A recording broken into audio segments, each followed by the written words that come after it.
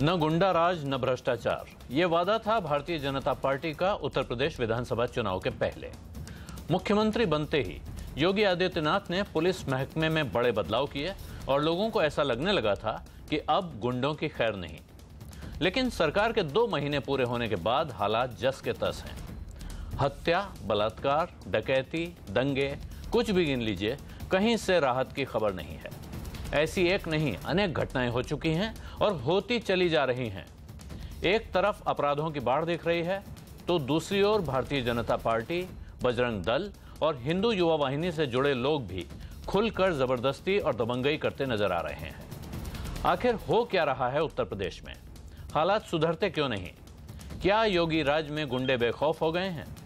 इसी पर है आज का आवाज अड्डा। 21 मई बलिया में समाजवादी पार्टी के नेता सुमेर सिंह की हत्या। 17 मई आईएएस अधिकारी अनुराग तिवारी की हत्या। 16 मई अमरोहा में बीएसपी नेता की हत्या। 15 मई मथुरा में डबल मर्डर, 4 करोड़ की लूट। 8 मई सहारनपुर में दलितों पर हमले। ये 2 महीने के योगी राज में कानून व्यवस्था की पोल खोलने वाली कुछ बड़ी घटनाएं हैं। आदित्यनाथ योगी ने शपथ लेते ही ऐलान किया था कि राज्य की कानून व्यवस्था पटरी पर लाई जाएगी, गुंडागर्दी नहीं चलेगी, लेकिन हुआ इसका उल्टा। हिंदू युवा वाहिनी, बजरंग दल जैसे संगठनों के कार्यकर्ताओं के हौसले योगी राज में बढ़ गए हैं। अब मुख्यमंत्री कानून व्यवस्था की खराब हालत के लिए पुरानी सरकार को ही जिम्मेदार ठहरा रहे हैं। मैं मानता हूं कुछ लोगों की आदतें खराब हैं पिछले 12-15 वर्षों में। 12-15 वर्षों की आदतें एक दिन में ठीक नहीं होने वाली हैं। अभी भी उनके द्वारा कुछ शरारतें कुछ क्षेत्रों में करने के प्रयास हो रहे हैं। लेकिन विपक्ष सरकार की सफाई से ना तो संतुष्ट है और ना ही उसे समय देने के मूड में है। भारतीय जनता पार्टी की सरकार जन अभिमुखी न होके केवल गुंडा अभिमुखी की और धन अभिमुखी हो गई है। दलित योगी सरकार पर आरोप लगा रहे हैं कि उनको निशाना बनाया जा रहा है।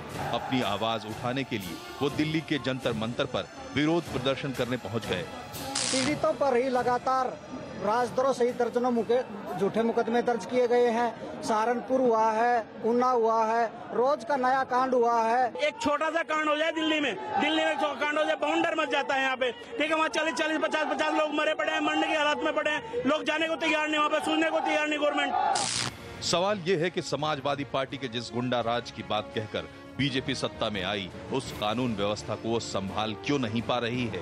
और क्या इसमें जातीय संघर्ष और सांप्रदायिक एंगल भी है? आज की इस चर्चा में आपको भी शामिल कर रहे हैं। हम आपसे पूछ रहे हैं कि क्या योगी राज में यूपी की कानून व्यवस्था खराब हुई है? आप हमारे ट्विटर हैंडल @CNBC_आवाज पर जाकर अपनी राय दे सकते हैं। साथ ही आप 51818 पर SMS करके भी अपनी राय दे सकते हैं। आवाज अड्डा पर आज की चर्चा में हमारे साथ हैं भारतीय जनता पार्टी के प्रवक्ता, हमारे पुराने सहयोगी शलभ मणि त्रिपाठी। कांग्रेस के प्रवक्ता प्रणव झा भी इस चर्चा में हमारे साथ जुड़े हुए हैं और बहुजन समाज पार्टी की ओर से हमारे पास हैं उनके वरिष्ठ नेता और प्रवक्ता सुधींद्र भदौरिया। समाजवादी पार्टी की ओर से कुछ देर में जुड़ेंगे पार्टी प्रवक्ता संजीव मिश्रा। साथ ही पैनल में हमारे साथ हैं उत्तर प्रदेश को करीब से जानने वाले, लंबे समय से उस पर नजर रखने वाले 2 वरिष्ठ पत्रकार शरद प्रधान और रामकृपाल सिंह। शुरुआती टिप्पणी के लिए हमने 1.5 मिनट का समय तय किया है। कोशिश करें कि इस दौरान अपनी बात खत्म कर लें। सबसे पहले हम चलते हैं शलभ मणि त्रिपाठी। शलभ जी, आप तो अभी भारतीय जनता पार्टी के प्रवक्ता हुए हैं, इससे पहले आप पत्रकार थे। अगर आप पत्रकार होते तो आज की तारीख में जो चल रहा है इसको कैसे समराइज करते हैं? नहीं, देखिए आलोक जी, जिन घटनाओं को लेकर आप समीक्षा कर रहे हैं, मुझे लगता है कि उन घटनाओं में अगर आप देखिएगा तो 2 महीने के अंदर जितनी तेजी से सरकार ने काम करना शुरू किया है, आप उठाकर अगर देखिए मथुरा की जिस घटना का आपने जिक्र किया, उस घटना में 36 घंटे के अंदर उसमें खुलासा हुआ। और ऐसे हार्डकोर क्रिमिनल जो इसके पहले जिनके खिलाफ 36, 40 मुकदमे थे, उनको गिरफ्तार करके जेल भेजा गया। 36 घंटे के अंदर इस घटना का खुलासा हुआ। आप उठाकर अगर देखिएगा तो उत्तर प्रदेश में ही नहीं, पूरे देश में बाकायदे पेट्रोल पंप पर चिप लगाकर एक पूरा रैकेट था जो तेल की चोरी करता था। उत्तर प्रदेश की एसटीएफ ने गिरफ्तारी की और अधिकारियों ने यह दिखाया कि उनके ऊपर से अगर राजनीतिक दबाव ना हो तो एक ऐसा नेटवर्क, ऐसा भांडाफोड़ हुआ जो पूरे देश में चल रहा था।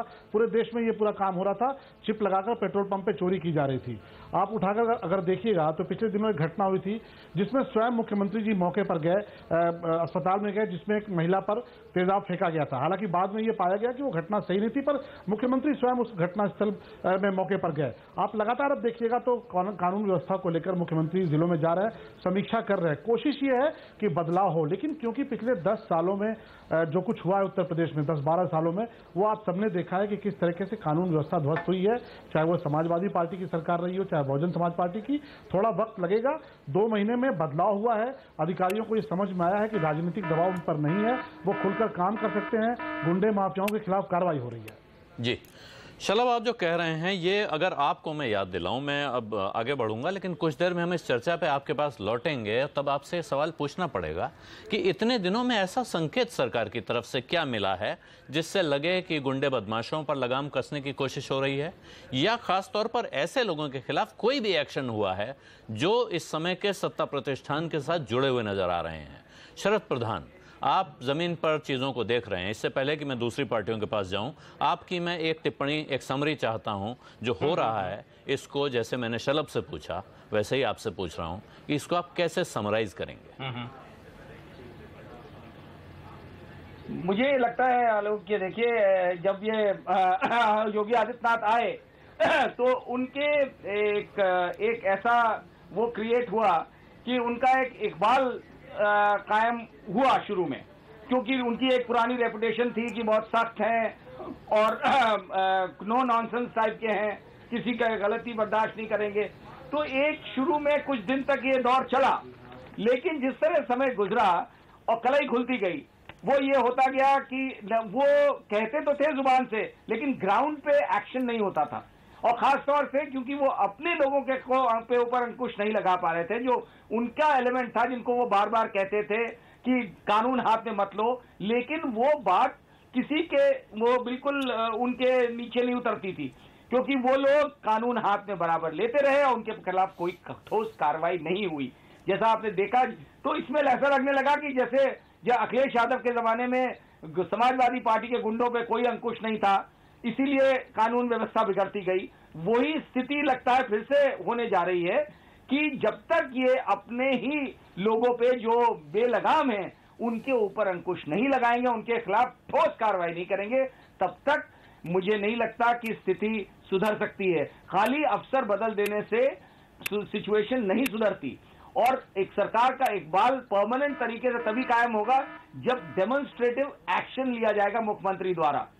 उसकी अभी कमी है। खुद मुख्यमंत्री के बारे में ये सब मानते हैं कि ईमानदार आदमी है और सख्त आदमी है, लेकिन जब तक उसका डेमोन्स्ट्रेशन, जब तक वो दिखेगा नहीं, तब तक अभी क्या हो गया है कि उन लोगों को जिन्हें मालूम है कि हमारे खिलाफ कार्रवाई नहीं होगी और हो भी नहीं रही है, उसकी वजह से ये हालात बिगड़ते जा रहे हैं। जी संजीव मिश्रा, आप समाजवादी पार्टी के प्रवक्ता। जोड़ना चाहूंगा आलोक जी। शरद जी, मैं लौट के आऊंगा क्योंकि समय ज्यादा निकल रहा है। एक छोटी सी चीज मैं याद दिलाऊंगा। हाँ, अच्छा, ओके, सॉरी। चलिए फिर मैं लौट के आता हूँ। संजीव मिश्रा, आप समाजवादी पार्टी के प्रवक्ता हैं। समाजवादी पार्टी के मुख्यमंत्री अखिलेश यादव जब मुख्यमंत्री बने थे, उनके साथ भी लगभग ऐसी स्थिति थी कि उनके ऊपर कोई सवाल नहीं थे, उनकी ईमानदारी पे सवाल नहीं थे, उनकी नीयत पे सवाल नहीं थे, लेकिन उन्होंने भी यही किया कि उनकी पार्टी से जुड़े जो तत्व थे उन पर लगाम कसने का जो काम था वो नहीं किया। उसकी कितनी बड़ी कीमत उन्हें चुकानी पड़ी, ये सबको दिख रहा है। आपकी तरफ से इस वक्त सत्तारूढ़ पार्टी को क्या सलाह मशवरा हो सकता है कि ये लोग अपना रास्ता सही कर सकें? नहीं, देखिए आलोक जी, मैं आपकी बात से पूर्णतया सहमत तो नहीं हूं, क्योंकि आपने जैसा कहा कि अखिलेश जी के समय में जिस तरीके के थे वैसे ही हालात हैं, तो मैं समझता हूं कि आज 60 दिन हो गए उत्तर प्रदेश में नई सरकार को, और वैसे हालात तो ना होकर के कम से कम उसमें 10 गुना ज्यादा इजाफा हुआ है। ये कहीं किसी तरीके का कंट्रोल नहीं कर पा रहे। हम तो जब विपक्ष में आए थे तो स्वस्थ विपक्ष की भूमिका निभाने के लिए आए थे, और हमारी ये मांग थी कि 6 महीने कम से कम उत्तर प्रदेश की सरकार अपना कामकाज कर ले और उसके बाद हम इस पर टीका टिप्पणी करें। लेकिन जो हालात इन्होंने 60 दिन में बना दिए, एक तरफ जहां सहारनपुर जल रहा है, जहां मथुरा में बर्बर हत्याकांड हो रहे हैं, जहां व्यापारी पूरे प्रदेश का त्राई त्राई कर रहा है, जहां किसान अपनी बदहाली के लिए परेशान हो रहे हैं। आपने जिस तरीके से वादे किए थे किसानों के साथ, जिस तरीके से आप न गुंडा राज न भ्रष्टाचार की बात कर रहे थे, आज कलई खुल गई है। 60 दिन में ही इस तरीके की स्थितियां आ गई कि आज उत्तर प्रदेश के पूर्व मुख्यमंत्री अखिलेश यादव जी को विधान परिषद में ये बातें रखनी पड़ गई। हालांकि वो चाहते थे तो हम लोगों से भी कहते थे कि नहीं, अभी 6 महीने बिल्कुल कुछ नहीं कहना है, लेकिन उसके बावजूद जो हालात आ गए, आज उत्तर प्रदेश जल रहा है। और मैं समझता हूं कि योगी जी के स्थितियां ये हो गई कि अब उनको ना अधिकारी सुन रहे, न उनके गुंडे सुन रहे, न उनके संगठन के लोग सुन रहे। और मुझे तो लगता है कि वो केवल जिस तरीके से मोदी जी पाकिस्तान को केवल कड़ा वो कर दे रहे, उसी तरीके से उत्तर प्रदेश में ये अपराधियों से तो कह रहे हैं कि उत्तर प्रदेश छोड़ दो, लेकिन मुझे नहीं लगता कि इनकी बात को कहीं कोई इनका कार्यकर्ता भी सुन रहा है। क्योंकि जिस तरीके से गोरखपुर में ही एक सीओ महिला को, नई सीओ महिला को जिस तरीके से इनके विधायक ने प्रताड़ित करने का काम किया, जिस तरीके से सहारनपुर पर पूरा थाना जला के रख दिया, तो ये एक अप्रत्याशित घटनाएं हैं। मुझे लगता है कि उत्तर प्रदेश की जनता बहुत जल्दी समझ में आ गया उसको कि ये बहुत बड़ी गलती हुई। अखिलेश यादव एक वो व्यक्ति थे जिन्होंने 1090 का इस्तेमाल किया था, जिन्होंने 100 नंबर को मजबूत करने का काम किया था, लेकिन इन्होंने केवल नाम बदलने के काम कर रहे हैं। ये समाजवादी पेंशन के माध्यम से जिस तरीके से गरीबों को लाभ पहुंच रहा था, संजीव, उसको भी इन्होंने बंद करने का काम किया। बाकी चीजों पे हम कुछ देर बाद लौटेंगे, क्योंकि समय खत्म हो रहा है। केवल नाम बदलने और गुंडागर्दी और अराजकता की स्थिति उत्तर प्रदेश में चरम सीमा पर पहुंचाने का काम किया। आज मैं कह सकता हूं आपके चैनल पे कि 2 महीने के कार्यकाल में आज वो हालात आ गए कि उत्तर प्रदेश में अराजकता और गुंडागर्दी चरम सीमा पर है और 10 गुना और उससे भी ज्यादा स्थितियां खराब है। मैं तो समझता हूं कि उत्तर प्रदेश में ऐसे मुख्यमंत्री को होना चाहिए जो खुद चुन करके आया होता। जब मनोनीत मुख्यमंत्री होते हैं या सन्यासी मुख्यमंत्री बन जाते हैं। ये संजीव जी, ये किस्सा आगे जाएगा तो शायद आपके लिए भी मुश्किल खड़ी करेगा, क्योंकि वहां भी एक चुने हुए मुख्यमंत्री की जरूरत थी। मैं कांग्रेस पार्टी के प्रवक्ता प्रणव झा के पास चलना चाहता हूं। प्रणव जी, आपसे आग्रह है कि समय सीमा का ध्यान रखेंगे। आपसे सवाल यह है कि आपने भी अपराध मुक्त शासन के सवाल पे बीजेपी जीत कर आई है, और आप जिस पार्टी के साथ मिलकर चुनाव लड़े उस पर भी इस तरह के बहुत सारे इल्जाम लगे थे। तो अब जो परिस्थिति है, इसमें एक बड़ा सवाल विपक्षी पार्टियों के लिए, आपकी जैसी पार्टियों के लिए ये उठ रहा है कि जमीन पर आप लोग न राष्ट्रीय स्तर पर न उत्तर प्रदेश के स्तर पर ऐसा कुछ करते दिख रहे हैं जिससे जनता में आपके प्रति कोई भरोसा जागे। एक स्वस्थ विपक्ष की भूमिका सिर्फ चुप बैठना तो नहीं होती है। आप लोग कर क्या रहे हैं? एक गिलास पानी की व्यवस्था कर। आलोक जी, धन्यवाद मौका देने के लिए।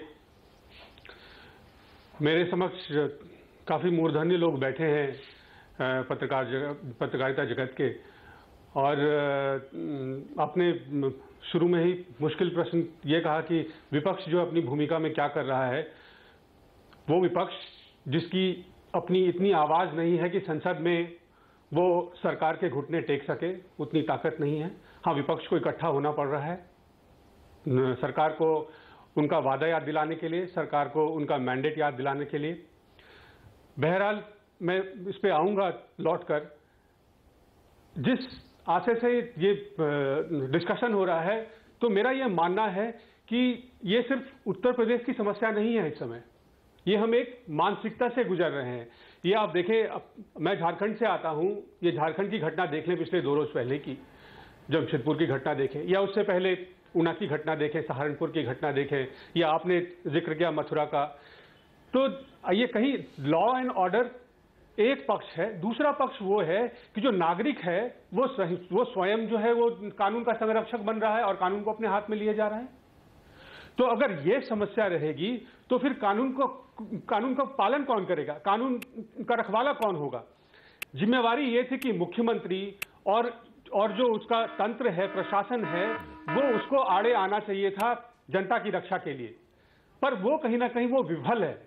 और हम विपक्ष के रूप में हम ये अपनी जिम्मेवारी समझते हैं कि निर्णय जो है, ये इसका समस्या का समाधान जो है वो जनता के हाथ में है।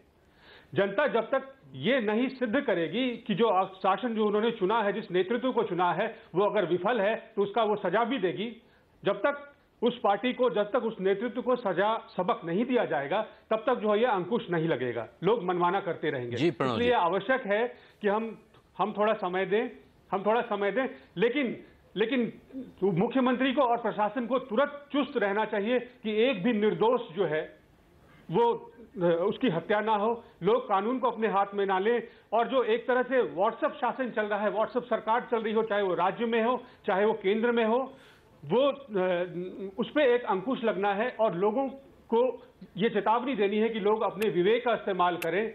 हम एक बहुत जी प्रणव जी, आप कह रहे हैं कि एक चेतावनी दी जाए उन लोगों को जो इस तरह के कार्यों में लगे हैं। भारतीय जनता पार्टी का कहना है कि थोड़ा समय दीजिए। अब मैं सुधींद्र भदौरिया के पास चलता हूं, बहुजन समाज पार्टी के प्रवक्ता हैं।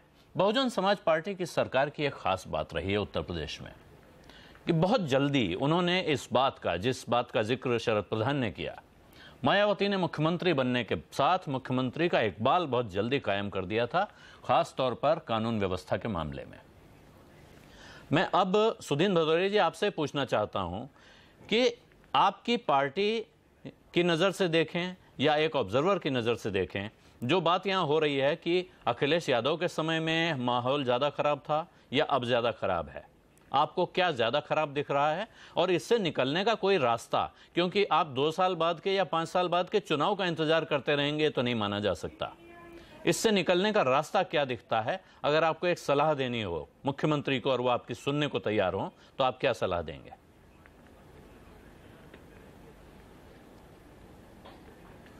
देखिए, मुख्यमंत्री जी मेरी सलाह क्यों लेंगे? उनको सलाह देने वाले बहुत सारे काबिल लोग हैं उनकी पार्टी के अंदर। पर किसी भी पार्टी का वर्ग जो चरित्र होता है, वो पार्टी के जो काम करने के तौर तरीके होते हैं उनको प्रभावित करता है। इस पार्टी का आप वर्ग चरित्र देखें, और आपने क्योंकि बहस के दौरान खुद भी कहा और बाकी कई साथियों ने भी इस बात का कहीं ना कहीं रेखांकित किया और बोला कि कानून व्यवस्था को बनाए रखने के लिए थोड़ा समय चाहिए। जो पार्टी खुद अपने हाथ में कानून लेती रही हो, जिस पार्टी के मुख्यमंत्री के रहते हुए संविधान के अंदर गलत झूठा एफिडेविट दिया गया हो, कल्याण सिंह जी के मुख्यमंत्री रहते हुए, और एक ढांचे को गिराया गया हो, तो उस पार्टी के लोग कितना कानून व्यवस्था मानते हैं, कितना संविधान मानते हैं, इससे ये परिलक्षित होता है, नंबर 1। नंबर 2, ये वही लोग हैं जिन्होंने ऊना के अंदर दलितों के पीठ को नंगा कर कर कोड़ा बरसाया, और उनके प्रधानमंत्री जी ने ट्वीट भी नहीं किया। फेसबुक पर ट्वीट करते हैं, सब चीज़ों पर वो बोलते हैं, पर प्रधानमंत्री जी नहीं बोले। इसी तरह से उत्तर प्रदेश के अंदर जो हो रहा है, आप अगर एनसीआर में, जहां अगल बगल में भारतीय जनता पार्टी की सरकारें चल रही हैं, आप देखिए रोज निर्भया कांड हो रहे हैं। आप एनसीआर दिल्ली से 50 किलोमीटर की दूरी में देखेंगे तो आपको पाएंगे कि गुड़गांव से लेके, नोएडा से लेके सोनीपत के बीच में जिस तरह के निर्भया कांड हो रहे हैं, ये निर्भया कांड को भी शर्मसार कर दे रहे हैं। तो मैं कहना ये चाहता हूं कि ये जो सहारनपुर की घटना है या इस तरह की अन्य घटनाएं हैं, ये इसलिए हो रही हैं क्योंकि इनके जो वर्ग चरित्र है, इनकी पार्टी दबंगों की पार्टी है। दबंगों की पार्टी से क्या उम्मीद रखेंगे जब मुरादाबाद के अंदर एक आईएएस अफसर पर जूते से खबर लेने की रिपोर्ट्स आ रही हैं मुख्यमंत्री के रहते हुए उस जिले के अंदर, और उनसे आप उम्मीद करें कि हम कानून व्यवस्था वो लाएंगे। कानून व्यवस्था अगर लानी है तो सबसे पहले उस सांसद को पार्टी से निकालें, उन विधायकों को पार्टी से निकालें। वो तो वो करेंगे नहीं। लीपा पोती करने से कुछ नहीं होगा। लीपा पोती करने से कुछ नहीं होगा, सुधींद्र भदौरिया जी का कहना है। अब क्योंकि आपका समय निकल गया, कुछ देर बाद मैं लौटता हूं। आखिरी वक्ता हमारे बचे हैं रामकृपाल जी, जिनसे टिप्पणी लेनी हमें इस समय जरूरी है, और उसके बाद हम डिबेट ओपन करेंगे। रामकृपाल जी, 2 बातें। एक, क्या इस सरकार को जो ये इसकी तरफ से डिमांड है कि कुछ समय और मिलना चाहिए, पिछले माहौल ख़राब हो गया है, लोगों की आदतें ख़राब हो गई हैं, उनको काबू करने में वक्त लगेगा, एक ये। दूसरा, जो सरकार के, भारतीय जनता पार्टी के साथी संगठन हैं, इनके अपने कार्यकर्ता हैं, इनके जो सामने जहां नाम आ रहा है, सामने दिख रहा है, वहां भी इनके खिलाफ कोई एक्शन न होना क्या दिखाता है?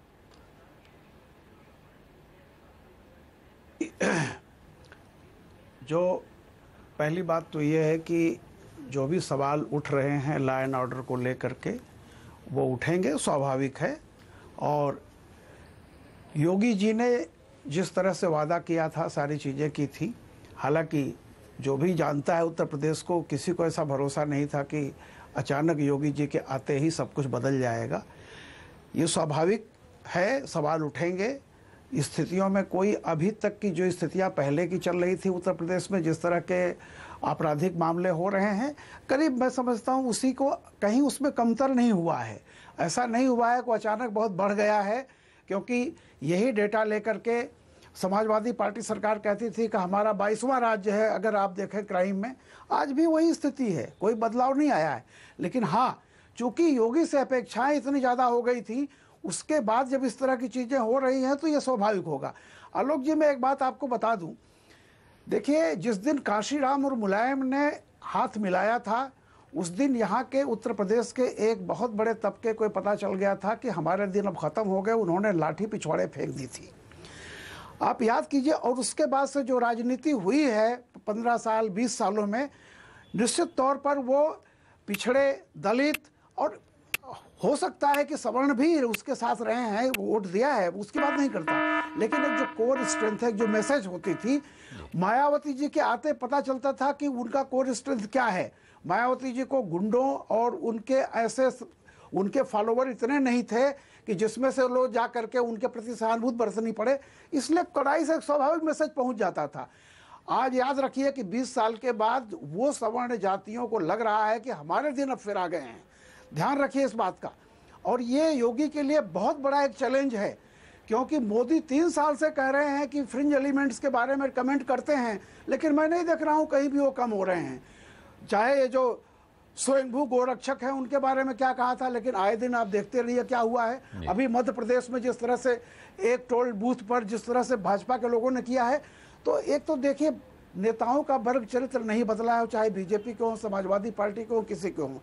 प्लस जिस वोट बैंक के सहारे, मैं नहीं कहता केवल वही है, लेकिन एक कोर स्ट्रेंथ आपकी जो रही है, जिसको लगता है उसके दिमाग में गलतफहमी हो रही है कि उसका राज लौट आया है, 20 साल 25 साल के बाद वो फिर से सत्ता में आ गए हैं, ये अभी और बढ़ेगा। मुझे कंसर्न एक दो इक्के दुक्के क्राइम की नहीं है, मुझे उस बात की चिंता है जो सहारनपुर में हुआ है, मुझे उस बात की चिंता हो रही। और ये बता दूं, इसलिए योगी जी को अलोकप्रिय होने की कीमत पर भी कुछ ऐसे कदम उठाने पड़ेंगे जहां ये जाए कि सिर्फ ये प्रवचन देने से काम नहीं चलेगा कि जिसको देखो उसको कर लो। ये सिर्फ लॉ एंड ऑर्डर की प्रॉब्लम नहीं है, एक बहुत बड़ी मानसिकता का दोबारा उभार हो रहा है। और वो आने वाले, अभी तो 2 महीने हैं, मैं मानता हूं 2 महीने बहुत नहीं होते किसी के लिए भी, लेकिन उत्तर प्रदेश में अपने ही जिनके सहारे आप आए हैं उनके बीच में अलोकप्रिय होने का खतरा उठाए बिना उत्तर प्रदेश में कानून व्यवस्था की स्थिति संभल नहीं पाएगी। उनको उसी तरह से मैसेज होना चाहिए जिस तरह से मायावती जी के आते ही मैसेज हो जाता था और वो इम्प्लीमेंट भी होता था। कहीं न कहीं लॉ ऑर्डर के मामले में इसलिए माना जाता है कि मायावती जी के आते ही कुछ करना नहीं पड़ता था, लोग समझ जाते थे कि आगे क्या होने वाला है। मुझे लगता है इस बार वो मैसेज उतना क्लियर अभी तक नहीं जा रहा है। जी शलभमणि त्रिपाठी, एक तो ये एक सामने मॉडल है, उत्तर प्रदेश में ये मॉडल रेडीमेड मॉडल था। किसी को भी अगर वहां जाके एक बार कानून व्यवस्था को कंट्रोल में करना है तो उसके लिए तैयार मॉडल था, उसे नया मॉडल क्रिएट नहीं करना था। एक मायावती का मॉडल था, उससे बेहतर भी कोई मॉडल हो सकता है, इसमें कोई शक नहीं है। लेकिन यहाँ जो सवाल उठ रहे हैं, आपने मथुरा का किस्सा बताया कि वहाँ बहुत जल्दी अपराधियों को ढूंढ लिया गया, उनके खिलाफ कार्रवाई हो गई, इसमें कोई शक नहीं है कि जहाँ अनएफिलिएटेड क्राइम है उसमें उनको तलाशा जा रहा है, कार्रवाई हो रही है।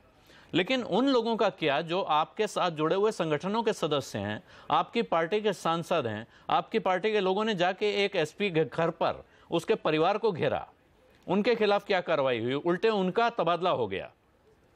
उस आईपीएस ऑफिसर का जिक्र पूरे, मैं उम्मीद करूंगा कि आप मुझे थोड़ा, ये बिल्कुल दूंगा मैं आपको, मुझे थोड़ा नहीं मैं सवाल पूछ रहा हूँ तो 1.5 मिनट की जो टाइम लाइन था नहीं मैं सवाल आपसे पूछ रहा हूँ तो मैं आपको जवाब का वक्त दूंगा। मैं सिर्फ ये कह रहा हूं कि और दूसरा एक विजिलेंटे ग्रुप है जो किसी संगठन के सदस्य नहीं है, लेकिन वो आप मायावती जी की सरकार का जो रोल मॉडल दिखा रहे हैं, तो मैं आपको याद दिलाना चाहूंगा कि मायावती जी की सरकार में ही चंदे को लेकर इंजीनियर की हत्या की गई थी और इतने बर्बर तरीके से की गई थी कि पूरी देश और दुनिया उससे दंग रह गई थी। करंट लगा के मारा गया था, हुई थी उसके लिए मायावती की जेल के अंदर अधिकारियों की हत्या हुई थी, मायावती की कितनी आलोचना नहीं हुई, उसके लिए मायावती की कम आलोचना नहीं हुई। बसपा की सरकार में कैसे समाजवादी पार्टी की सरकार में गुंडागर्दी की इंतहा की गई है। दूसरी बात बार बार के करीब डीजीपी आईएएस के बगल में एक आईएएस की लाश मिलती है और आप कहीं सीबीआई की बात कर रहे हैं, कुछ बात कर रहे हैं। भारतीय जनता पार्टी अनुशासन सिखाती है और अनुशासन का बोध कराती है। आप भारतीय जनता पार्टी के किसी कार्यकर्ता पर गुंडागर्दी करता हो जैसे समाजवादी पार्टी और बहुजन समाज पार्टी के लोगों ने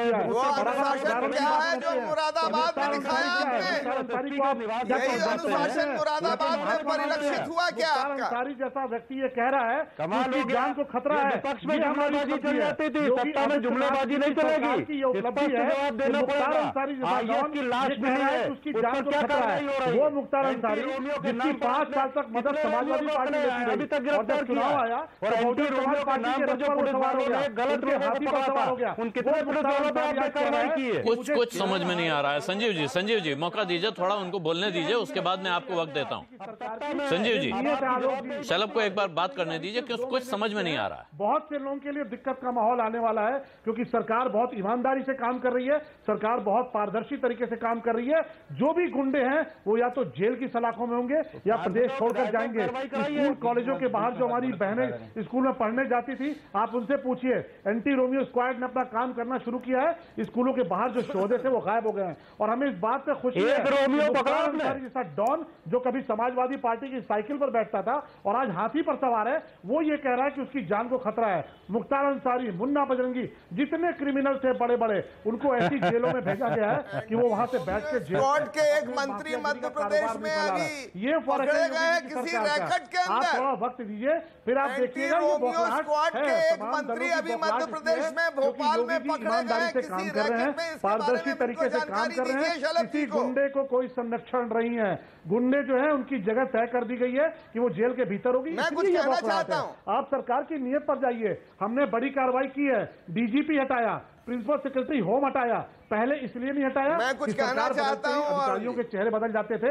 हम कोई भेदभाव की भावना नहीं रखना चाहते थे कि कोई ये कहे कि विंडिक्टिज्म है कि आते ही सरकार अधिकारियों के चेहरे बदल रही है। हमने काम करने का मौका दिया, लेकिन जब वो काम नहीं कर पाए तो प्रमुख सचिव से लेकर जी शलभ आपने जो समय मांगा, मुझे लगता है मैंने आपको उससे ज्यादा समय दे दिया। अब संजीव मिश्रा को थोड़ा वक्त दीजिए और उसके बाद भदौरिया साहब कुछ बोलना चाहते हैं। संजीव मिश्रा पहले आप, उसके बाद भदौरिया जी। 30 सेकंड प्लीज।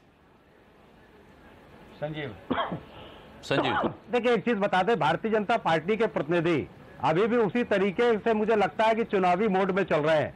अभी भी ये केवल पिछली सरकारों का पर टिप्पणी करने से बाज नहीं आ रहे। आज की तारीख में 2 महीने हो गए आपकी सरकार को। मैं तो पूछ रहा हूं आपसे, एंटी रोमियो के नाम पर कितने रोमियो पकड़े गए? आप अगर कह रहे हैं कि तमाम पुलिस वालों ने गलत काम किए, भाई बहनों को पकड़ा, तो कौन से ऐसे पुलिस वाले थे जिन पर आपकी सरकार ने कार्रवाई कर दी? कहने का मतलब यह है कि अभी तक कोई काम नहीं हुआ। और शलभ भाई, ईमानदारी की बात यह है कि मुख्यमंत्री निवास के करीब और डीजीपी के घर के बगल में एक आईएएस की लाश मिलती है। इस उत्तर प्रदेश में आईएएस नहीं सुरक्षित रह गए। आप उत्तर प्रदेश की जनता को क्या मैसेज दे रहे हो? आज पूरा उत्तर प्रदेश जल रहा है। सहारनपुर देख लो, मथुरा देख लो, कहां की हालत क्या हो रही है। और बनारस में जहां इतनी बड़ी लूट हो गई, जहां इलाहाबाद में इतनी हत्याएं हो गई, जहां मथुरा में जिस तरीके की डकैती पड़ी, जिस तरीके के हालात हुए, उसके बाद आप इस तरीके की बात कह रहे हो कि उस पर कार्रवाई हो गई। बहुत साफ सी बात है। आईएएस के बारे में आप बताइए कि आज आईएएस की लाश मिली है, आप सीबीआई की जांच की बात कर रहे हो, कहीं आप कुछ कर रहे हो, लेकिन ये जो उत्तर प्रदेश के मुख्यमंत्री निवास के करीब ये लाश मिल रही है, इस पर जवाबदेही आपकी बनती है और जनता इससे जवाब मांगेगी। आईएएस जिस देश में, प्रदेश में सुरक्षित नहीं, वहां जनता क्या अपने आप को सुरक्षित महसूस करेगी? और पिछली सरकारों पर टिप्पणी करना बंद करिए और ये जो घोटाले और ये सब चीजें इनको बंद करिए, जांच कराइए, जो दूध का दूध और पानी का पानी करिए। 2 महीने से सुनते आ रहे हैं, कहीं पर आप एक्सप्रेसवे को घोटाला बता रहे हो, कहीं आप गोमती रिवर फ्रंट। जी संजीव इस पे आएंगे आपके विषय पे, लेकिन उससे पहले शलभ जवाब देना चाहते हैं मैं, लेकिन भदौरिया साहब का टिप्पणी पहले ले लेना चाहता हूँ। माफी की बात भदौरिया जी अब अपनी टिप्पणी दें, उसके बाद हम शलभ त्रिपाठी का जवाब लेंगे। जी भदौरिया जी, धरातल पर उतरिए। देखिए ऐसा है, अभी लग रहा था भारतीय जनता पार्टी के जो प्रवक्ता हैं उनकी बातचीत से कि इस देश के अंदर वास्तव में उन्होंने राम राज्य स्थापित कर दिया है।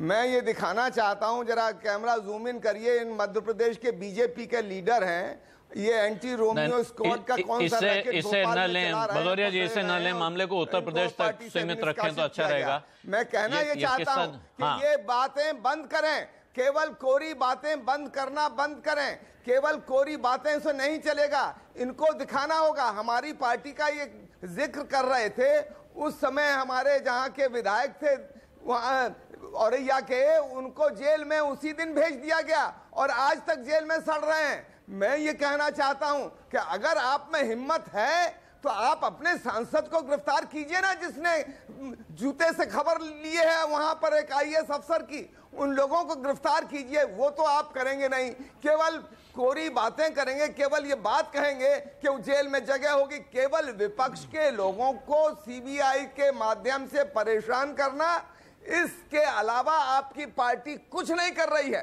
आपकी पार्टी को चाहिए कि उनकी आपकी पार्टी के अंदर जो भी इस तरह की हरकतें कर रहे हैं उनको तत्काल रूप से गिरफ्तार किया जाए, तो पता चलेगा कि आप जो कह रहे हैं उसका आप पालन करते हैं, पर आप वो करके दिखा नहीं पाएंगे, ऐसा हमारा विश्वास है, क्योंकि आपका पुराना ये एक चरित्र रहा और आपकी पार्टी दबंगों की पार्टी है, जैसा राम कृपाल जी कह रहे थे, आपके पार्टी का वर्ग चरित्र हुआ है। जी शलभ, आप इसका जवाब देना चाहेंगे, क्योंकि ये सवाल गंभीर है। एक भी मैंने आपसे पहले भी पूछा जी कि कोई भी एक भी आपने ऐसा जो आपकी पार्टी से जुड़ा हुआ इंसान है उसके खिलाफ कोई कार्रवाई, आपके साथ जुड़े हुए संगठनों के किसी आदमी के खिलाफ कोई कार्रवाई, वो एक निर्णायक कार्रवाई होती है और संदेश देती है जनता को। देखिए आलोक जी, आप एक घटना का जिक्र हमारे विपक्ष के साथी भी कर रहे हैं और बाकी आपसे मैं कहूंगा कि आप एक घटना के अलावा कोई दूसरी घटना बता दीजिए। और जिस घटना का जिक्र विपक्ष के साथी कर रहे हैं वो सहारनपुर की घटना है, जिसमें सांसद जी के खिलाफ मुकदमा दर्ज हुआ है और वो उन पर इल्जाम ये है कि उन्होंने जाके SSP के आवास पर वहां पर हंगामा किया, वहां पर उनकी नेम प्लेट तोड़ दी। उस घटना में सांसद के खिलाफ मुकदमा दर्ज हुआ। इसके अलावा आप मुझे कोई दूसरी घटना बता दीजिए जिसमें भारतीय जनता पार्टी के किसी कार्यकर्ता पर इल्जाम लगाओ और ये आरोप भी पुलिस जी गोरखपुर में चारों निगम के साथ जो व्यवहार आपके विधायक ने किया, करने का काम किया, उससे पहले हिंदू युवा वाहिनी ने जो किया, नहीं क्या किया हिंदू युवा वाहिनी ने, आप मुझे बताइए, मैं जानना चाहता हूं हिंदू युवा वाहिनी ने कहां पर क्या किया। हिंदू युवा वाहिनी ने या भारतीय जनता पार्टी के किसी कार्यकर्ता ने कहां पर क्या किया। आप सिर्फ एक घटना का जिक्र कर रहे हैं सहारनपुर का, उसका मैं कह रहा हूं जवाब दिया मैंने कि सांसद के खिलाफ मुकदमा दर्ज हुआ है एंटी रोमियो के नाम पर। विधायक की बताइए, गोरखपुर के विधायक की जिन्होंने CEO को भ्रष्टाचार करने का काम किया, वो प्रदेश की जनता के सामने आ रहा है। घटना में बता रहा घोटाला हुआ है, चाहे वो साइकिल ट्रैक बनाने में घोटाला हुआ हो, चाहे रिवर फ्रंट बनाने में घोटाला हुआ हो। रिवर फ्रंट का फव्वारा आके पड़ा हुआ है, उसको अधिकारी लेने को तैयार नहीं है क्योंकि वो बिना वजह ला दिया गया। देखिए शलभ जी, यदि आप पिछली सरकार के भ्रष्टाचार के आरोप लाएंगे उसके उनके खिलाफ आप कार्रवाई करेंगे, मैं आपको यकीन दिलाता हूं कि आप समाजवादी पार्टी के घोटाले खोलेंगे तो हम उन पर अलग से कार्यक्रम करेंगे और आपको बुलाएंगे।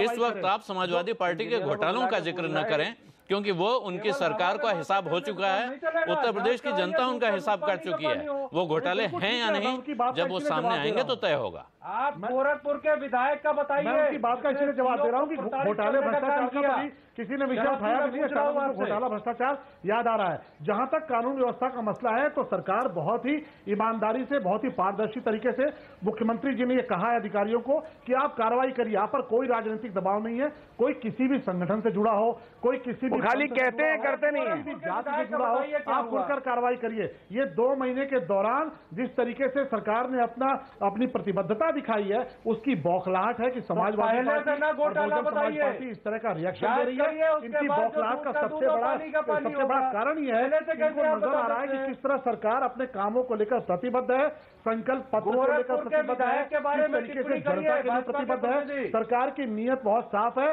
कि गुंडे या तो जेल के अंदर होंगे या प्रदेश के बाहर होंगे, इसलिए ये बौखलाहट है समाजवादी पार्टी में और बहुजन समाज पार्टी में।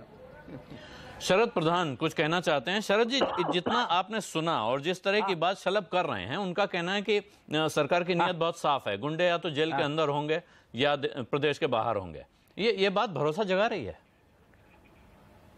वो तो मंत्रिमंडल ना, ये चीज कही जा रही है। ये तो मैं कह रहा हूं कि योगी आदित्यनाथ जुबानी तौर पे तो बहुत कुछ कह रहे हैं, और मेरा ख्याल है कि शलभ अगर अपने पुराने रोल में होते तो आज हम लोगों की बात से एग्री करते हैं। अभी उनकी मजबूरी है कि उनको डिफेंड करना है भारतीय जनता पार्टी का कुछ भी एक्शन हो, लेकिन ये हकीकत यही है कि योगी आदित्यनाथ से जो उम्मीद थी कि वो ठोस कार्रवाई करेंगे उन लोगों पे जो निरंकुश हो रहे हैं, उन्हीं के शय में, मतलब उनका नाम लेकर के, उन्हीं का वो हिंदू युवा वाहिनी का पट्टा लगा के चाहे घूमते हो, चाहे वो भारतीय जनता पार्टी का फ्लैग लगा के गाड़ी में घूमते हो, उनके खिलाफ। देखिए, जहां तक उसका सवाल है जो शलभ बार बार कह रहे हैं कि ये जो एंटी रोमियो स्क्वाड ने किसी रोमियो को नहीं, रोमियो का मतलब है जो छेड़खानी कर रहा हो लड़की के साथ, जो 2 लड़का लड़की अगर एक साथ बैठे हैं या भाई बहन बैठे हैं और लड़का लड़की भी बैठे हैं, दोस्त बैठे हैं,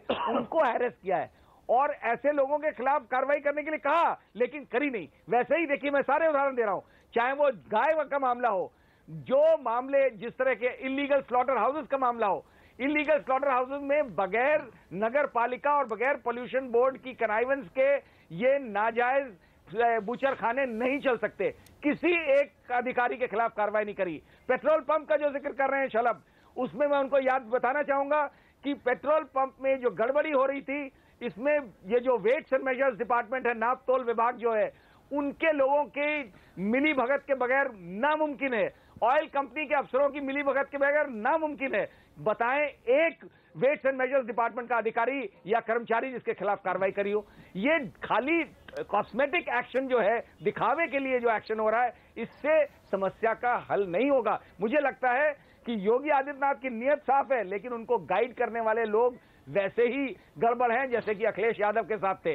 नतीजा ये हो रहा है कि ग्राउंड पे वो इनइफेक्टिव साबित होते जा रहे हैं। शुरू में जो एक उनके बारे में ये थी कि भाई वो चला पाएंगे प्रशासन, ऐसा प्रतीत होता नहीं है आज की तारीख में। आगे समय क्या बताता है, आगे वो क्या करते हैं, वो जब तक, जो आपने बात कही कि जो ठोस कार्रवाई यानी डेमोन्स्ट्रेटिव एक्शन दिखना चाहिए कि उन्होंने कार्रवाई की, तब समझ में आएगा कि हाँ वाकई में वो एक अच्छे प्रशासक हैं। जी, शलभ इसका जवाब देना चाहते हैं, लेकिन उससे पहले प्रणव झा भी कुछ कहना चाहते हैं। प्रणव झा भी बोल दें तो उसके बाद शलभ उसका जवाब एक साथ दें। प्रणव जी। आलोक जी, मैंने अपने ओपनिंग स्टेटमेंट में कहा था कि एक लार्जर डिबेट है और मेरे भाजपा के साथी बड़ी बखूबी से हम सबको ये महसूस कराना चाहते हैं कि यूपी में, उत्तर प्रदेश में पिछले 2 महीने से बिल्कुल राम राज्य है। मैं जब आ रहा था तो आने के पहले मैंने आंकड़े देखे, तो पिछले 1 महीने के जो आंकड़े हैं ये अब वो, उसमें 20 डकैतियां हैं, 273 लूट की घटनाएं, 240 हत्याएं हैं, 180 बलात्कार हैं। तो ये हो क्यों रहा है कि क्या ये संभव तभी है जबकि प्रशासन में इच्छा शक्ति की कमी है। जब राजनीतिक इच्छा शक्ति की कमी होगी तभी इस तरह से जो अपराधी है, जो जुर्म करने वाला है, वो निरंकुश होगा। तो उसका सवाल ये है कि क्या, तो आखिर क्या उपाय है? उपाय ये है कि प्रशासन जो है वो उसके ऊपर अंकुश लगाया जाए, उसको ये निर्देश हो ऊपर से, सर्वोच्च अधिकारी से, मुख्यमंत्री से, कि आप जो है 24 घंटे के अंदर इसको काबू में लाएं।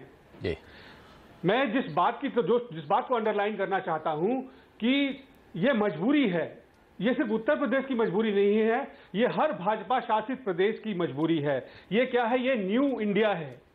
ये जो this is a new normal, जिसको कह रहे हैं हम कि आप आने वाले समय में देख रहे हैं। प्रणव झा जो बात कह रहे हैं, और इससे मैं एक सवाल निकाल रहा हूं और अब मैं शलभ की तरफ चलता हूं। शलभ, ये जो प्रणव झा कह रहे हैं बहुत गंभीर बात है कि ऐसी चीजें जिनसे आपको हमको देखने वाले को हो सकता है किसी निरपेक्ष आदमी को कुछ ना दिखे, लेकिन जो आदमी पढ़ना चाहता है उसे बिटवीन द लाइंस दिख रहा है कि कहीं ऐसा तो नहीं कि ये घटनाएं वो घटनाएं हैं जिनसे आपका अपना पॉलिटिकल एजेंडा सधता है, जिससे आपका राजनीतिक हित सध रहा है, इसलिए इन मामलों में शामिल लोगों के खिलाफ कोई कार्रवाई नहीं होती है।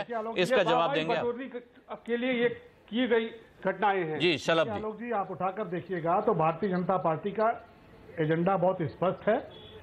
कानून व्यवस्था को लेकर हमारी प्राथमिकता है। शरद जी मेरे सीनियर भी रहे हैं, बहुत वरिष्ठ पत्रकार हैं। उन्होंने कहा कि पेट्रोल पंप में कार्रवाई हुई और उसमें माप तोल विभाग के लोग नहीं पकड़े गए। बहुत वरिष्ठ है, मैं उनसे सवाल पूछना चाहता हूं कि क्या ये नाप तोल में जो बेईमानी हो रही थी पेट्रोल पंप पर, क्या ये योगी जी की सरकार आने के बाद से चल रही थी या उसके पहले से चल रही थी? ये सालों से चल रही थी। और किसने बर्स्ट आउट किया? उत्तर प्रदेश की एसटीएफ की टीम ने बर्स्ट आउट किया। नहीं, शलभ, ये बात अच्छी है, ये बात अच्छी है कहने को, चर्चा के लिए भी बहुत इंपॉर्टेंट विषय है। लोगों के साथ धोखाधड़ी हो रही थी, लेकिन ये कानून व्यवस्था का विषय नहीं है, ये लॉ एंड ऑर्डर का विषय नहीं है। ये जो जिस प्रदेश में आप लोगों ने, भ्रष्टाचार का मामला, जिस प्रदेश में आपने भय मुक्त समाज, अपराध मुक्त समाज का वादा करके तो यूपीएसटीएफ को छापेमारी सरकार बनाई है, यूपीएसटीएफ को छापेमारी करनी पड़ी है। वहां आप अपराध का जिक्र होने पर और ऐसे अपराधों का जिक्र होने पर जहां आपकी पार्टी के लोग शामिल हैं, उस समय आप उसको पेट्रोल पंप की तरफ ले जाएं, ये बात जायज नहीं है। नहीं, एंटी रोमियो स्क्वाड को लेकर दूसरी बात शरद जी ने उठाई। पूरे प्रदेश में 2 महीने के अंदर 700 से ज्यादा गिरफ्तारियां हुई हैं। 1-2 घटनाएं हुई जिसको लेकर स्वयं डीजीपी ने बाकायदे पुलिस को ये सर्कुलर जारी किया कि कोई अगर अपनी सहमति से बैठा हुआ है कोई लड़का लड़की तो मत उसको परेशान कीजिए। ऐसी शायद 1-2 घटना ये बात बाकायदा मुख्यमंत्री को कहनी पड़ी। मुख्यमंत्री ने खुद कहा कि अपनी सहमति से साथ बैठे लड़के लड़कियों को पुलिस न छेड़े, ऐसे निर्देश मैंने जारी किए हैं। जाने वाली बच्चियों से पूछिए, स्कूल जाने वाली बच्चियों से पूछिए, लेकिन ऐसे पुलिस वालों पे कार्रवाई नहीं कर रही है। पुलिस के लोगों से पूछिए कि वो अपने आप को कितना मनोबल बढ़ा हुआ महसूस कर रहे हैं। उत्तर प्रदेश का माहौल बदला है, उत्तर प्रदेश का वातावरण बदला है। थोड़ा वक्त लगेगा, मैं कुछ इनको बतला दूं, सालों में ऐसी एक खाई पैदा कर दी गई उत्तर प्रदेश में, उसको ठीक करने में थोड़ा वक्त लगेगा। लेकिन उत्तर प्रदेश के जो मुख्यमंत्री हैं उनकी नीयत स्पष्ट है कि जो प्रशासन है वो बेहतर होना चाहिए, कानून व्यवस्था मजबूत होनी चाहिए और आपको यह बदलाव बहुत जल्द महसूस होगा, बहुत जल्द आपको नजर आएगा। जो भी घटना हुई है, चाहे वो मथुरा की घटना का आप जिक्र कीजिए, चाहे सहारनपुर की घटना का जिक्र कीजिए, फौरन गिरफ्तारी हुई है, फौरन कार्रवाई हुई है, मुकदमे लिखे गए हैं, कोई किसी पर कोई पॉलिटिकल प्रेशर नहीं हुआ है। तो पुलिस को इससे बेहतर माहौल कहां मिल सकता है कि पुलिस पर कोई सियासी दबाव नहीं है। कोई उनको फोन करके ये नहीं कहता कि हमारी पार्टी का कार्यकर्ता है छोड़ दीजिए। कोई उनको फोन पुलिस के बारे में जरा मैं इनको बतला दूं क्या हाल है। देखिए, पुलिस को क्या कहा जा रहा है और क्या नहीं कहा जा रहा है, इस पे भी हम आगे आएंगे। पुलिस के बारे में मेरे पास अब वक्त नहीं, एक ब्रेक का वक्त हो गया है, मुझे एक ब्रेक लेना पड़ेगा। इसके बाद हम लौट के आएंगे और चर्चा करेंगे कि क्या इस जो हिंसा हो रही है, इस तरह की जो राजनीति हो रही है, इसके जरिए क्या दलितों और अल्पसंख्यकों पर निशाना साधा जा रहा है। देखते रहिए आवाज अड्डा, लौटते हैं एक छोटे से ब्रेक के बाद।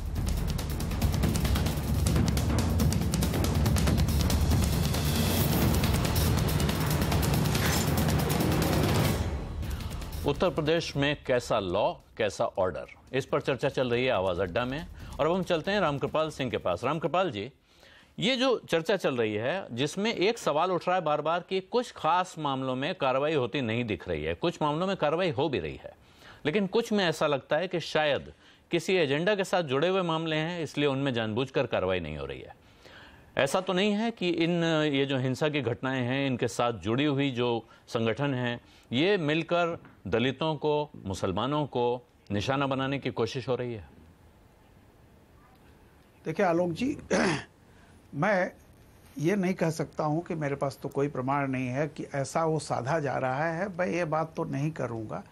लेकिन क्योंकि देखिए बीजेपी अभी बहुत काफ़ी प्रयास कर रही है कि दलितों के बीच में वो जाए और वो लोकप्रिय बने, और ये काफ़ी हद तक उत्तर प्रदेश में जो नतीजे आए हैं अगर आप देखेंगे तो उसमें सारी बहुत बड़ी कम्युनिटी का सबका वोट मिला है।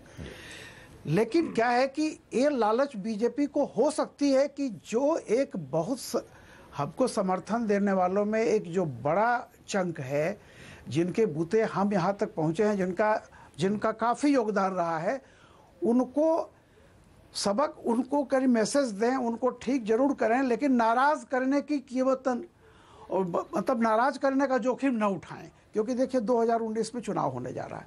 मुझे लग रहा है कि ये धर्म संकट हो सकता है, लेकिन मैं खुद इस बात को कह रहा हूं कि मेरे पास अभी इसका वो नहीं है और बहुत कम समय हुआ है, 2 महीने हुए हैं, इसलिए किसी के परफॉर्मेंस को खारिज कर देना या नहीं। एक बात मैं जरूर कहूंगा कि देखिए ये छिटपुट घटनाओं की बात आप छोड़ दीजिए, मैसेज बहुत क्लियर कट अगर योगी जी ये नहीं दे पाए, जिसका आलोक जी बात कर रहे थे अपनी ही पार्टी के लोगों को और सारे लोगों को, बात इसकी नहीं है कि अपराधी पकड़ा गया, वारदात हो गई। सवाल इस बात का है कि अपराध करने की हिम्मत ही न जुटा पाएं।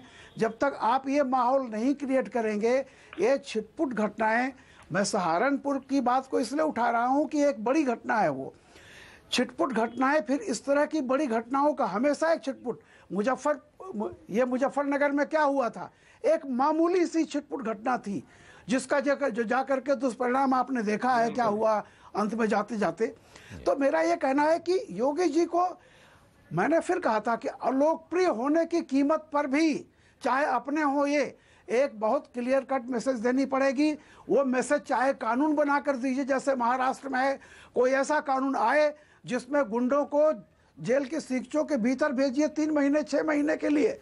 एक मैसेज पूरे प्रदेश में जानी चाहिए कि अपना है या पराया है, बर्दाश्त नहीं होगा। सिर्फ ये कहना कि 24 घंटे के अंदर पुलिस पहुंच गई, अपराधी पकड़ लिया गया, सबको मालूम है क्या होता है। जिनके पास पैसा है वो उनको जमानत मिल जाएगी, वो बड़े वकील कर लेंगे, केस छूट जाएंगे।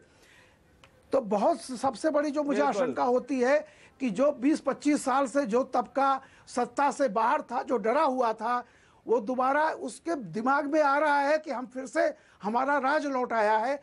सबसे बड़ा उत्तर प्रदेश योगी के सामने चैलेंज ये होगा, और जाहिर सी बात है इन पर जब वो चोट करना चाहेंगे तो ये बात जरूर आएगी कि अपने हैं कहीं नाराज ना हो जाएं।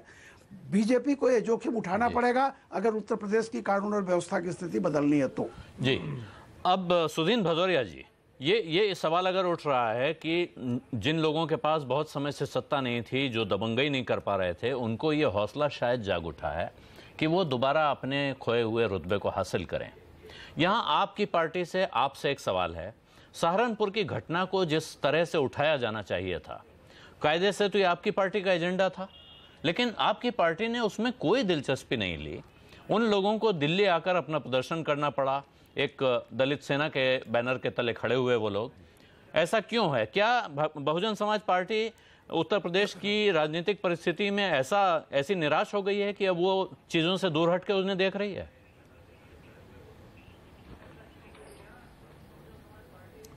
देखिए, सहारनपुर की घटना हो या ऊना की घटना हो, ये राष्ट्रीय समस्या है, किसी एक पार्टी की समस्या नहीं है। और पूरे इस देश के जो संविधान का निर्माण हुआ बाबा साहब भीमराव अंबेडकर के द्वारा, उसको चुनौती देने वाली ये घटनाएं हैं। और इसलिए बहुजन समाज पार्टी तो इसका प्रतिकार कर ही रही है, और जो लोग आए हैं वो हमारे सभी साथी लोग हैं। ये जरूर मैं कहना चाहता हूं कि भारतीय जनता पार्टी के शासनकाल में इस तरह की घटनाएं जरूर होती हैं, और उनको एक इस तरह का एहसास कि हम दबंग लोग हैं, हम जो इस देश के शोषित, पीड़ित, वंचित लोग हैं, उनको हम उसी तरह से दबा के रख सकते हैं जैसा हम मध्ययुगीन समय में रखते थे, सामंती व्यवस्था में रखते थे।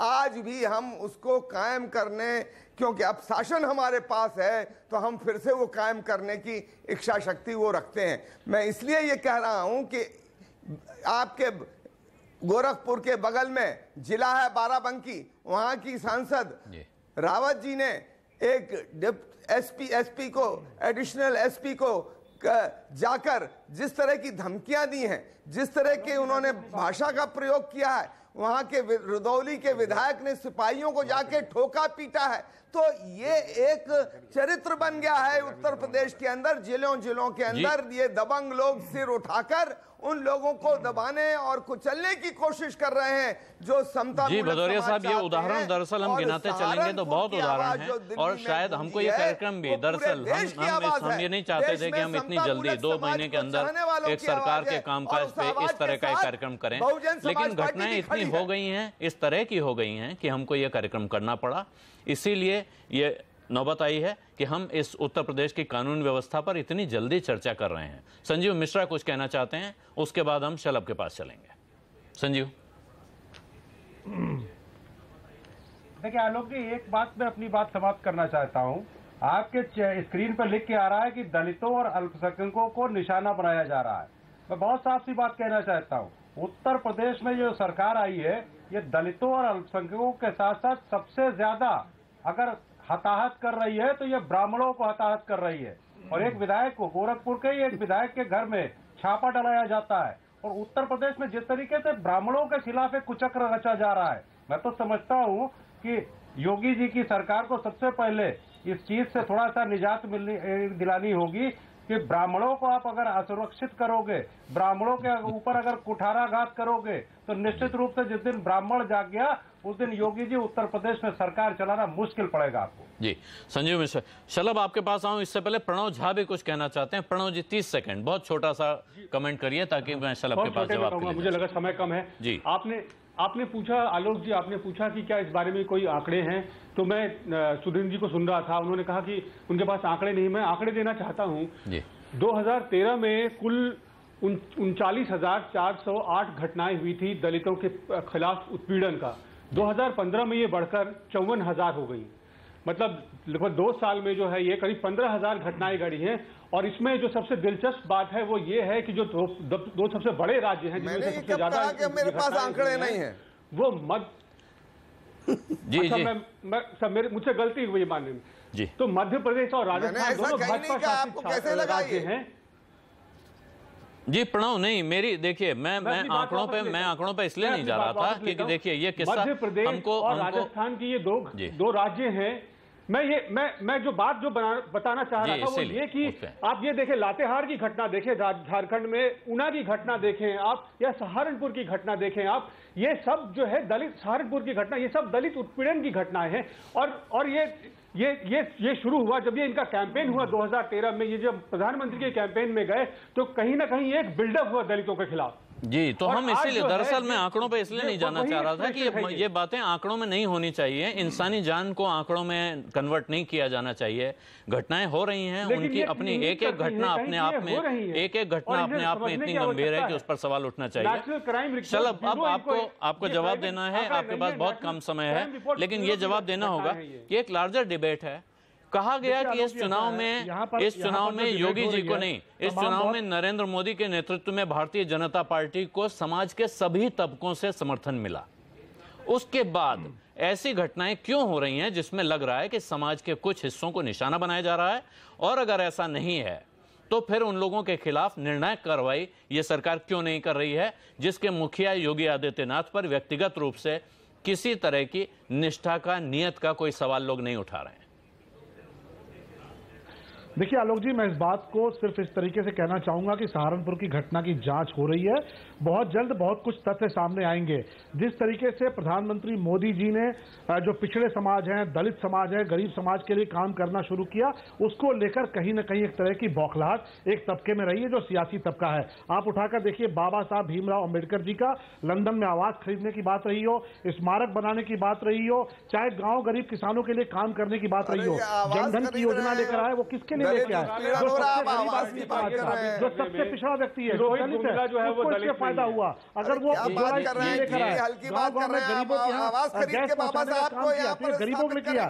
आप योगी आदित्यनाथ जी के बारे में उठा के देखिए, वो जिस मठ से आते हैं, आज भी वहां पर वनवासी कल्याण आश्रम चलता है, जहां पर दलित समाज के बच्चे और पिछड़े और आदिवासी समाज के बच्चे रहते हैं। कहीं न कहीं लोगों में बौखलाहट है जिस तरीके से दलित समाज ने प्रधानमंत्री मोदी जी को समर्थन दिया और अब योगी जी बहुत तेजी से उनका समर्थन हासिल कर रहे हैं। इसकी वजह से एक सियासी बौखलाहट है और बौखलाहट घटनाएं हो रही है जिसके पीछे कहीं न कहीं एक बड़ा षड्यंत्र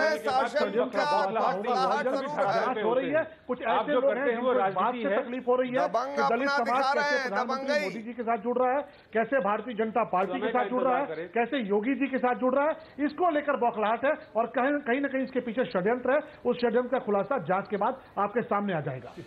जी शलभ, आप कह रहे हैं कि कैसे, मैं एक छोटा सा कमेंट शरद प्रधान से लेना चाहता हूं। शरद जी, प्रोग्राम खत्म होने को समय है, तो 30 सेकंड से ऊपर नहीं, लेकिन अब आप कैसे समराइज करेंगे? आपको लग रहा है कि हालात सुधरने वाले हैं?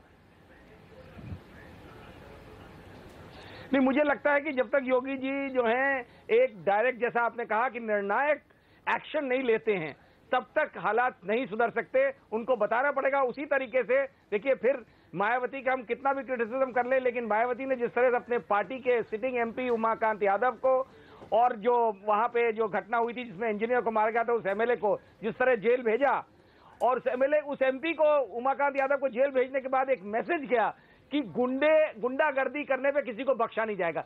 उस तरीके का एक्शन योगी आदित्यनाथ को करना पड़ेगा, चाहे वो अपने लोग, जैसे रामकृपाल जी ने कहा, अपने लोगों को नाराज करने के लिए करते हुए भी अगर वो कार्रवाई करेंगे तो उनका इकबाल बनेगा। सरकार इकबाल से चलती है, जुबानी जमा खर्च से नहीं चलती। जी शरद, सरकार इकबाल से चलती है, जुबानी जमा खर्च से नहीं। जो हमने इस कार्यक्रम की शुरुआत में सवाल पूछा था ट्विटर पर, उसका जवाब आया है। 71% लोगों को लगता है कि उत्तर प्रदेश में योगी राज में यूपी की कानून व्यवस्था खराब नहीं हुई है। 29% लोग हैं जिनका मानना है कि यूपी की कानून व्यवस्था पिछले शासन के मुकाबले खराब हुई है। अब कार्यक्रम खत्म होने का वक्त है, लेकिन उससे पहले एक शेर सुनाता हूं। ये दाढ़ियां, ये तिलकधारियां नहीं चलती, हमारे अहद में मक्कारियां नहीं चलती। कबीले वालों के दिल जोड़िए मेरे सरदार, सरों को काट के सरदारियां नहीं चलती। कैफ भोपाली के इन लाइनों के साथ अब इस कार्यक्रम का वक्त खत्म हुआ। आप सभी मेहमानों का बहुत बहुत शुक्रिया। नमस्कार।